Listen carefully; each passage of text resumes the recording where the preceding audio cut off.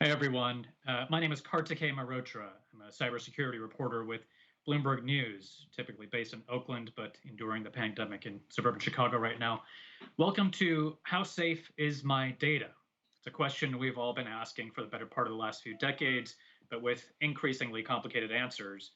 To help cut through it today are three finance and cybersecurity experts, persistently up to their ears in attempted intrusions, to explain to us, help us understand how financial institutions do protect our data and what steps they, the government, us as clients can take to do so as well. We have Gary McAlum, Chief Security Officer and Senior Vice President, Enterprise Security at USAA, Adam Evans, Chief Information Security Officer, the Royal Bank of Canada, and Katherine Wetmur, Head of Technology and Operations Risk at Morgan Stanley.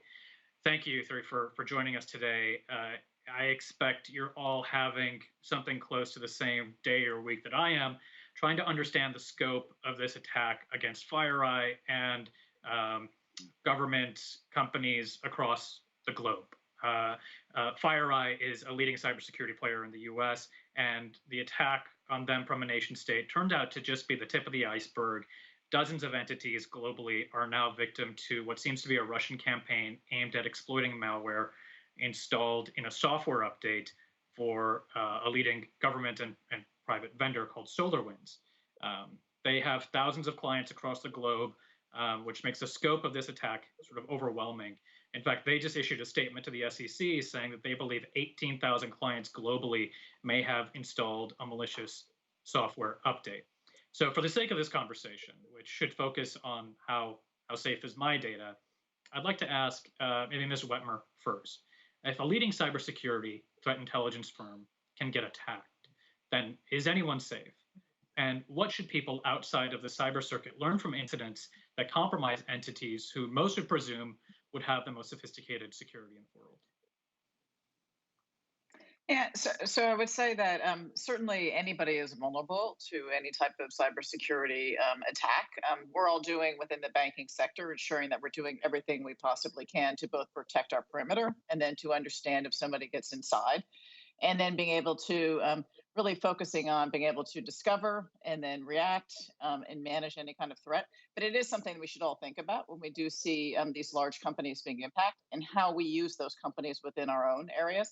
I think it's still a little early to understand the breadth of the impact that we'll see from SolarWinds as well as FireEye. So right now we're in the stage of really understanding what that impact will be and making sure that we can triage around it and working with varying government agencies as well as industry agencies to be able to assist us with that. Gary, help me with this one. How common is it for third-party vendors like SolarWinds to play an integral role in a larger company's network security? And how do you monitor their security? How do you ensure that companies you rely on are secure in your effort to protect your network and your company's data? Well, first of all, it's very common. I think everyone in this business of security depends on a variety of security products from different vendors. Some may have a lot more presence of one particular vendor, but for the most part, this is a supply chain issue, right? We're all very interdependent on the supply chain. And in terms of oversight and governance of those third-party relationships, it's a challenge, right? For a lot of reasons. One, we are not there every single day. We don't have people necessarily looking over their shoulders. So use a variety of means and methods, right, to go through a rigorous process, particularly those that are prioritized as critical vendors. And there's a lot of ways to do that. Sometimes that does include on-site inspections, but I would point out that those on-site inspections are good at a point in time, right? And this environment is so dynamic. You know, what looks good today may not be good tomorrow for a variety of reasons. So I would say that, you know, having a culture of not being complacent ever is really key to success here over time.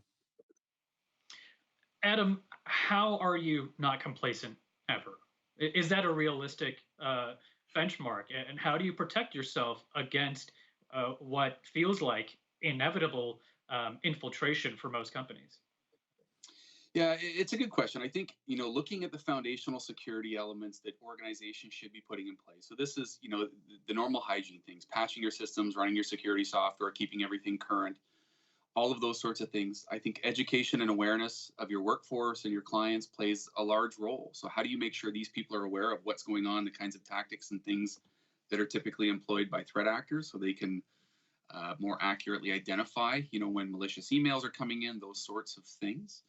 I also think, you need to move out on, into a proactive security posture, which means employing things like hunting, red teaming, and testing your defenses and making sure that the policies that you put out, the controls that you operate, are operating effectively. And, given the amount of rapid technology change that we're going through, this environment is constantly changing. And I think if you sit and wait, it's just a matter of time before you get hit. So it's being out, testing your controls and making sure you understand where your most critical assets are, and making sure that you've got good security posture wrapped around it. Katherine, there are so many vulnerabilities in the systems we use every day. Similarly, the list of attack groups is seemingly growing exponentially, and they're getting better at doing their jobs. How do you manage that confluence, right? How do you, and that window between a vulnerability disclosure and a patch? How long does it typically take you to shore up what you know to be a vulnerability and actually close down that attack vector? And how do you prioritize them? How do you assess risk? Yeah, so I think like my colleagues here is the amount of vulnerabilities that are out there in the wild continues to grow exponentially, right? So we're managing that challenge all the time.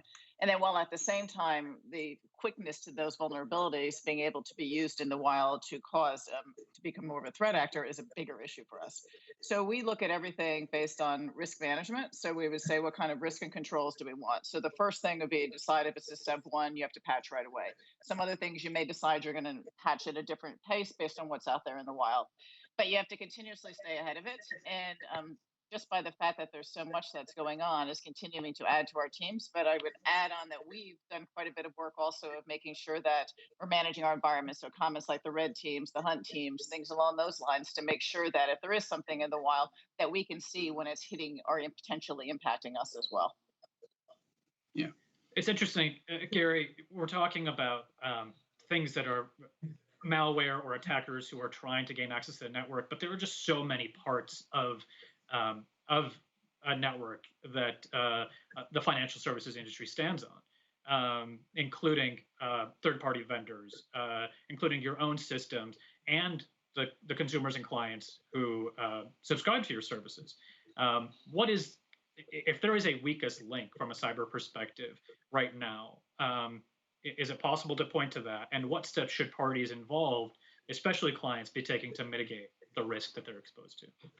It's a great question. You broke it up exactly the way I think about it in terms of risk areas. I think of the consumer-facing risk, right? The individual member that's doing business with the financial institution. I think of the enterprise itself, right, which is everything that we have within our data centers and our systems and our personnel. And then that big risk area of supply chain, right, which can be very extended, not just to third party, but even fourth party and beyond. So, any of those areas can present a certain amount of risk. Clearly, I think from my perspective, the supply chain and the dependence and the interdependence on the supply chain is where the largest amount of risk is, but I would not downplay a risk within the enterprise, which can be great. And certainly the individual consumer that's doing business, right, they have a particular level of risk too, right, from an account takeover perspective or fraud. And so whether or not they're one of millions of customers from a major data breach or one of one due to an account takeover, I'm not sure they're going to differentiate. So they have a certain level of responsibility from the consumer-facing side of the equation as well. Elaborate a little bit about your concerns on the supply chain side, and what steps do you take personally to ensure that your supply chain is as secure as possible? Well, the first part of the supply chain is, right, understanding who are your critical vendors, right? How are you dependent on them? And from a security perspective, like most companies, we have a variety of security vendor products and technologies within our environment. So knowing which of those are in the critical range, right, versus high risk or even medium risk. So having that risk management governance process, I think, is the first step. Secondly, is how do you monitor them, right? We talk about continuous monitoring and understanding, right, the risks associated with a particular vendor, but not all risks are the same. Not all vendors have the same level of risk, right? So, when something like this happens, the first question is going to be, how much are we exposed in this particular event, right? And how do we start to mitigate it quickly? Because this is always about time, right? Time to respond, time to contain, and then the answers will come later, right? The bigger answers will come, but containment is always the first thing that we think of. And so, there's on-site inspections in a COVID environment. Not a lot of people are traveling, so you have to depend on virtual assessments as much as possible. And there's lots of written questionnaires that vendors have to provide and be audited and attest to. All of those are part of the monitoring equation. But again, there is no sure thing in this environment.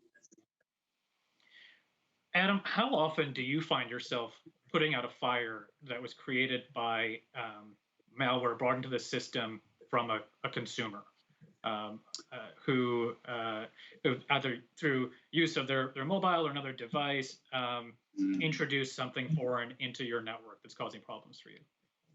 Yeah, I would say it's pretty frequent. And I think one of the challenges that consumers have, obviously, is the landscape that we are operating in as individuals, or, whether you're working inside an organization. There is more and more information that's available online. People are interacting more with businesses online. And that digital persona is constantly targeted. And, with regards to malware or attacks coming through things like email or web browsing, it's constant and it's unrelenting. So, I think that's the challenge that our customers face is having to deal with that. And obviously, as we talked a little bit about earlier, patching your vulnerabilities, going through your Windows updates, running security software, credential management, all of those typical hygiene things are good for customers to try to protect themselves. And I think Gary, he alluded to it, that there's a shared responsibility here when consumers are interacting with organizations, whether it's financial or otherwise, is that they have to make sure that the hygiene of the environment that they're transacting from is in their control, and they maintain that hygiene. And then obviously when they're interacting with an organization like ours, then we make sure that that's being done in the most secure way possible. But this is the new world that we live in. It's a highly volatile environment that we're trying to operate with. And I think that education, making sure people understand this is what this environment looks like, and that they have to stay educated and they have to protect themselves with just foundational hygiene security. And I think it's become more mainstream over the last 3 or 4 years, that people are becoming more educated based on the breaches that are happening. They're starting to read more about it. And I think they're taking a vested interest in how they protect themselves while they're online. Katherine, are all consumers created equally? Do they all pose the same kinds of risks? How do you assess high net worth clients? Do they pose different risks from me? Yeah, I mean, the way we're looking at everything, so high net worth clients obviously have a higher potential for fraud and things like that can happen to them. So what we focus quite a bit on, and I'm sure others as well, is the education of the clients and being able to make sure that they understand the different things they can take advantage of. So oftentimes clients aren't maybe aware of device registration, multi-factor authentication, how to deal with man-in-the-middle type of attacks on email. So we do quite a bit of training for clients with that, and we do that through our financial advisors directly to them, as well as through our cyber teams too. But I think the key thing in all of it is really the education of folks, and then for them to understand where they put in more security features, it's better for them. It may be more of a hassle, but it makes it a lot better for them to be able to protect themselves. Yeah, I think if there's one thing that we've learned from this latest round of attacks in the last week is that the scope of attacks is broad, and that anyone is vulnerable. But in speaking with IR firms, I'm told that since at least the summer of this year, they've been turning away compromised clients. That there are so many victims out there that they don't have the bandwidth to help everyone respond. They're overwhelmed. How do you keep pace with attack groups? And what's the greatest challenge in your attempt to keep up with attackers? Gary, it'd be great to start with you. Yeah, well, first of all, volume by itself is a challenge, right? So much information is being shared out there. Sometimes it's duplicative information, it's redundant information, it's piecemeal information. So we're all getting saturated with data and information from just multiple sources all the time. at least from our perspective, it's really key to have automation, and I would say a relatively sophisticated level of automation that helps ingest all of this information, parse through it, right? And so that the human that you don't have enough of, that highly skilled analyst, can start to sort through it. So know what is important and know what you have to react to and have to take action on, because there's always going to be another alert coming. There's always another issue out there. You can't treat them all the same. So really, automation and sophisticated automation is really the key here to keeping up, from my perspective. Is automation it?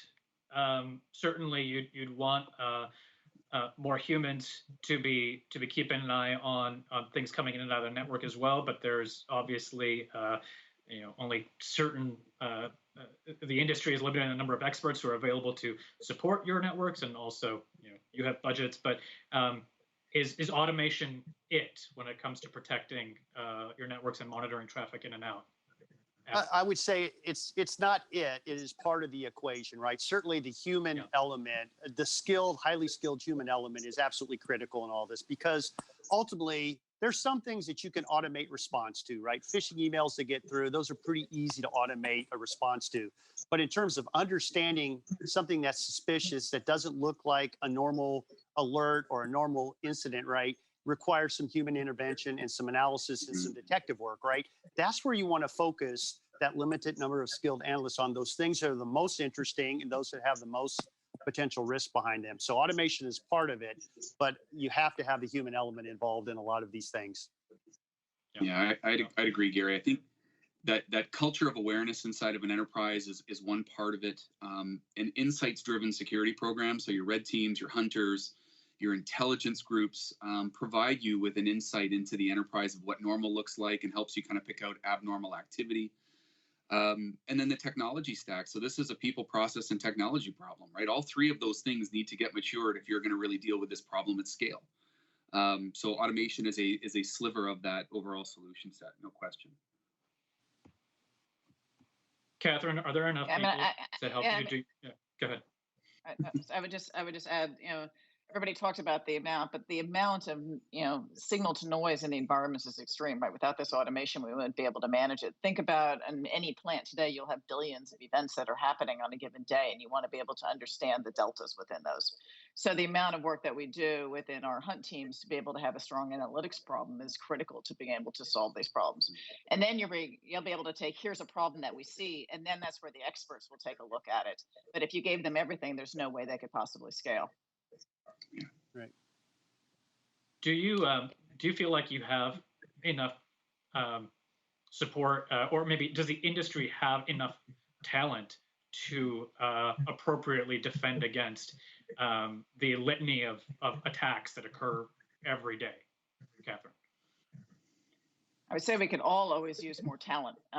There's a war on talent in this space, especially. Right? Sure. So we're all after some of the same talent. We're building talent within our organizations. And I say for anybody that's watching that has younger children or college age, this is a great field to go into, because you certainly have a lot of job opportunities out there. But it is a challenge for us, as well as the financial industry, the government, everywhere else, to be get the right talent and to be able to manage the space.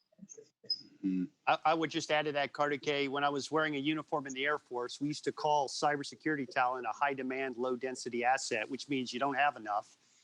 And there's always more demand out there than you're going to have, pipeline of quality talent. So you definitely have to invest in developing what you do have and do your very best to look for other opportunities to bring in additional talent.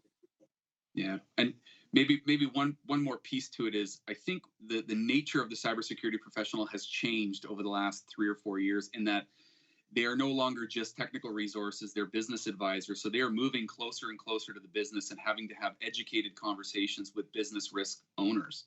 And that's a bit of a shift. So these folks have to understand the threat landscape, and they have to be able to talk to business leaders as well. So that, I think, complicates the skill set and the knowledge that you need to find in the people that you're hiring into your organizations. Well, and is that...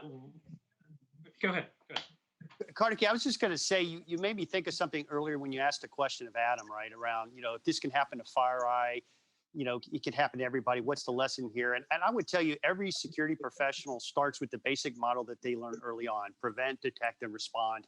NIST breaks it out 5 different ways now. But the point is, nobody in this business ever thinks that prevention by itself is going to be enough, right? We know that that will fail at some point. So the detection and response part of this become absolutely critical.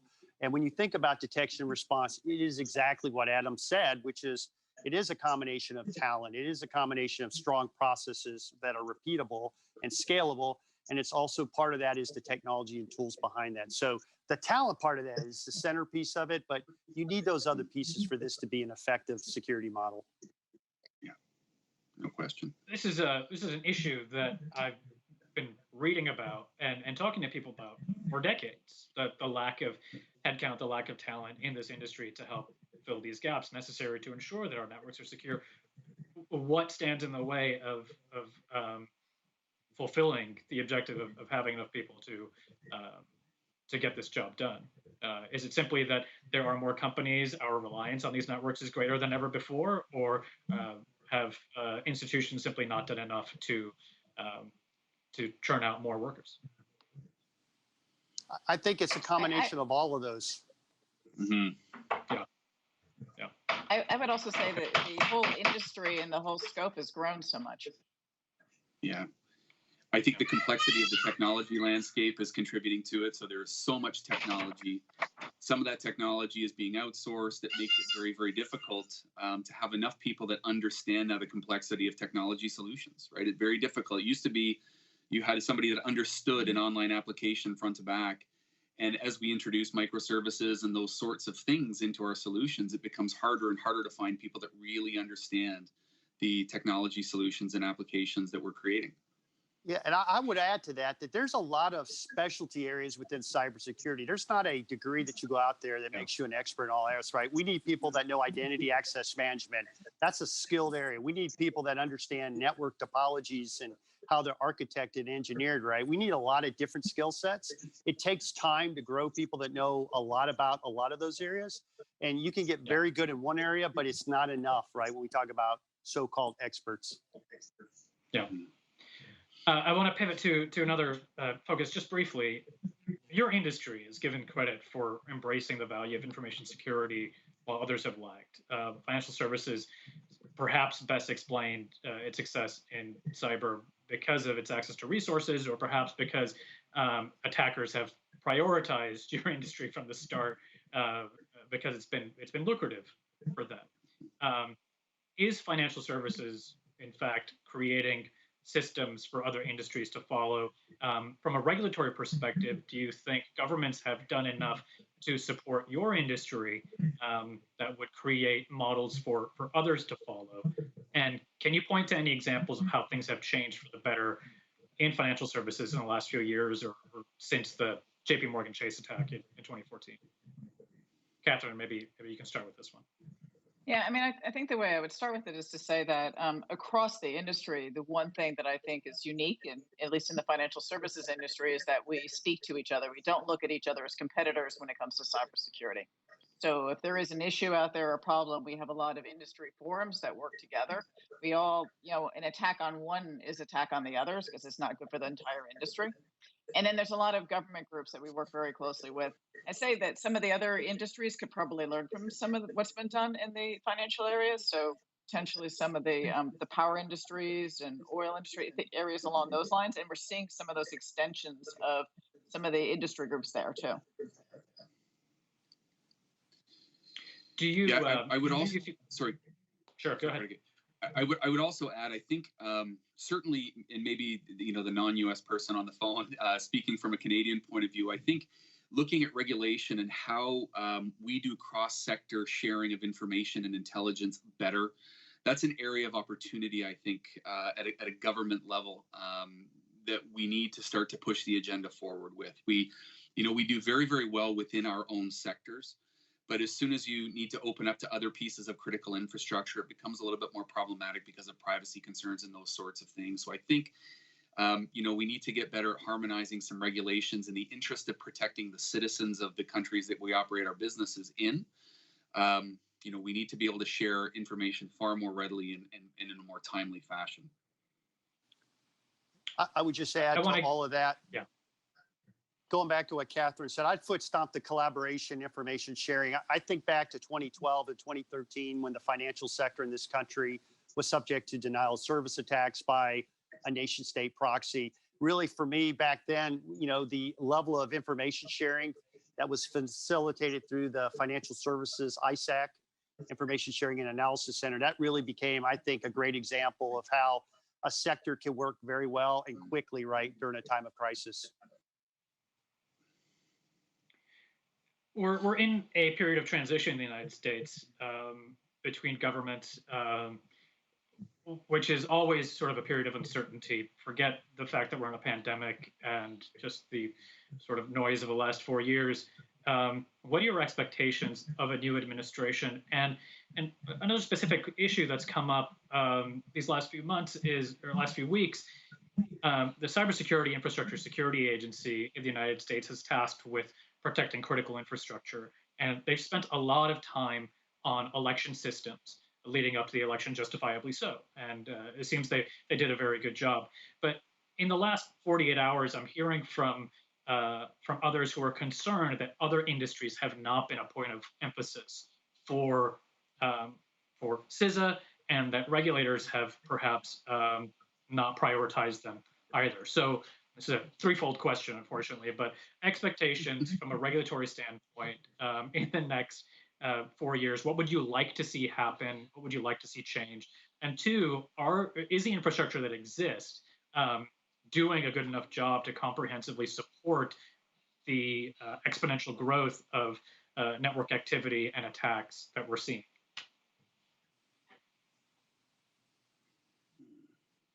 I mean, I'll take the starting points of that. Sure. So I would say that one key area that I'd like to see happen, I guess, on the regulatory front, especially from many of the governments, is working across the different regulatory agencies as well as globally to have things that are more uniform and consistent so that we can be able to take on things in an easier way and get a better outcome as a result of it. I would add to that. I think that the administration agnostic here. I think it's cybersecurity is a priority for all the reasons that we know. But for example, just looking at this recent event, this FireEye / government agency breach, right? I think this really points to what is our national policy around these types of attacks, right? I don't think there's been clarity around that in the past, and so my expectation or my ask would be that we get real clarity around that. At what point does an attack on an institution or a U.S. company, when does it become more serious than just business as usual, right? I think there's clarity needed in the policy space, and I believe that the next administration, as well as the current administration, have been working on that. I think we'll get more clarity. Where do you draw that line? I mean, are there outlines of what that line should look like? How do you determine that, or does it have to be made on a case-by-case basis, that decision? Well, I think this is a tricky area, right? There's always nuances here, right? This is not like a kinetic event that's very clearly measured, right, and seen, and you can just see the damage, right? Something like this, and then it goes back to attribution, right? That's always going to be the challenge in these cases, right? How do you know that it was really government X or organization Y that conducted it, right? So that's a whole nother set of challenges. But in terms of how do you begin to understand national policy, I think it has to do with what are the risk implications, right? Somebody that's stealing money is one thing, but somebody that can disrupt a power grid or disrupt money movement, I think that's a different type of an attack. I'd also like to see the governments push policy around the education of citizens. And obviously, this is the new world that we are all operating in. What is the role that they play in making sure people are getting the education that they need to operate in this new world? And I'd like to see more policy kind of put in place around that, getting into school systems, and obviously starting to push the education at a younger age so people are well aware of how the world works, how threat actors do what they do, and some of the things that they should be thinking about as they kind of grow up in this world. How do they protect themselves better? We've got about a minute. How about we do sort of an open-ended question here, which is, how safe is my data? Be it from a financial services perspective or something else that's caught your eye in the last few weeks. Katherine, just some closing thoughts for consumers. Is consumer data safe, or is it a matter of time until most people's data winds up on the dark web?